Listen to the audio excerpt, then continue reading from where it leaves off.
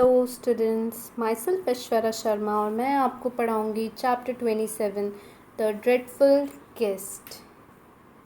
तो ड्रेडफुल मतलब होता है भयानक।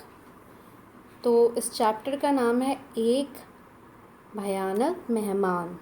Once upon a time, the king of Russia decided to hold a grand feast. He invited princes, rich merchants, brave warriors, and all the important people in his kingdom. एक समय की बात है, रशिया का एक किंग था। उसने एक ग्रैंड फीस्ट रखी थी, मतलब सबके लिए खाना रखा था और बहुत शानदार। उसने बहुत सारी प्रिंसेस को, वहाँ जो अमीर मर्चेंट्स थे और ब्रेव जो वॉरियर्स थे, मतलब लड़ने वाले लोग थे, और जितने भी इम्पोर्टेंट लोग थे उसके किंगडम के, उन सबको बुलाया था। On the night of the feast, the king and his guests sat together at a long table in a banquet hall. They talked and laughed and everyone was happy. और जब ये खाना पीना चल रहा था रात में, तब किंग और उसके जो गेस्ट थे वो सब साथ में एक लंबे से टेबल में बैठे हुए थे बैंकेट हॉल के। सब लोगों ने बातें की, वो हंसे और सब कोई खुश थे। Suddenly, a huge animal burst into the hall. It was a horrible looking dragon. It was as tall as a tree, as broad as a house, with teeth like spikes and claws like knives. His skin was hard and scaly, and his eyes red. Red hot flames shot forth from his mouth, and black smoke from his nostrils. और जब सब मिलकर खाना पीना कर रहे थे, उस समय एक बहुत लार्ज सा, ह्यूज सा एनिमल आया उस हॉल में, जो एक ड्रैगन की तरह दिख रहा था। वो पेड़ की तरह लंबा था, घर की तरह फैला हुआ था, ब्रॉड था। उसके जो दांत थे वो नुकीले थे, और उसके जो क्लॉज थे, उसके जो पंजे थे, वो नाइफ की तरह दिख रहे थे, चाकू की तरह। उसकी स्किन बहुत हार्ड थी और उसमें स्केल्स बने हुए थे। उसकी आंखें लाल थी। उसके मुंह से हॉट फ्लेम्स मतलब आग निकल रहा था, और उसका जो नाक है उससे काला कलर का स्मोक निकल रहा था।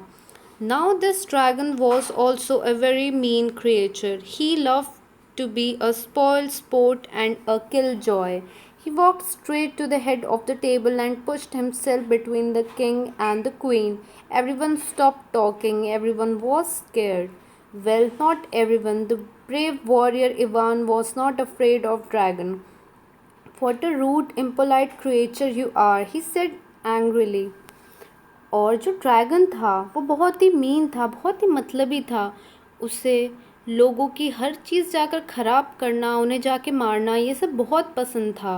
वो जैसे ही आता है वो टेबल में जाकर किंग और क्वीन के बीच में बैठ जाता है, और सब कोई बात करना बंद कर देते हैं। सब बहुत डरे हुए रहते हैं।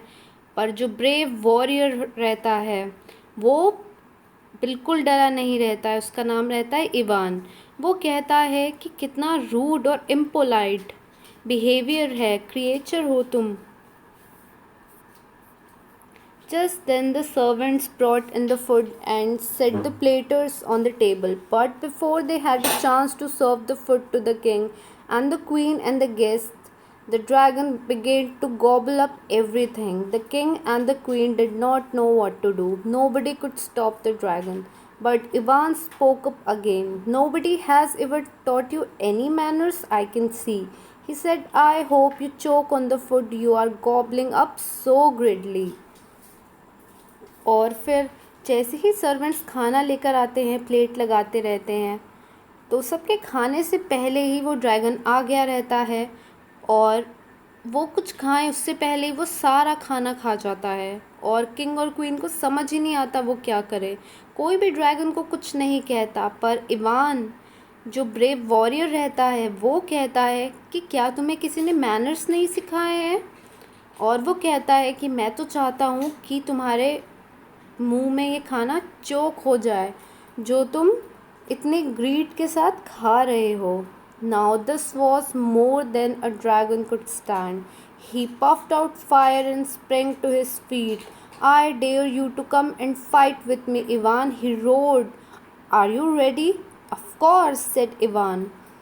और इवान जब उसकी बेइज्जती करता रहता है कि तुम्हें मैनर्स नहीं है, खाना नहीं आता, तो इससे ज़्यादा वो ड्रैगन सुन ही नहीं पाता। वो उठता है और ज़ोर से उसके मुंह में जो फायर रहता है वो इवान के फीट में, पैरों में फूंकने लग जाता है और कहता है कि मैं तुम्हें डेयर देता हूँ कि तुम आओ और लड़ो मेरे साथ।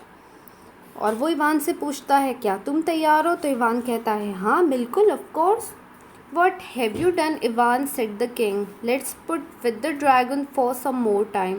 You cannot fight a dragon, it will burn and kill you in no time.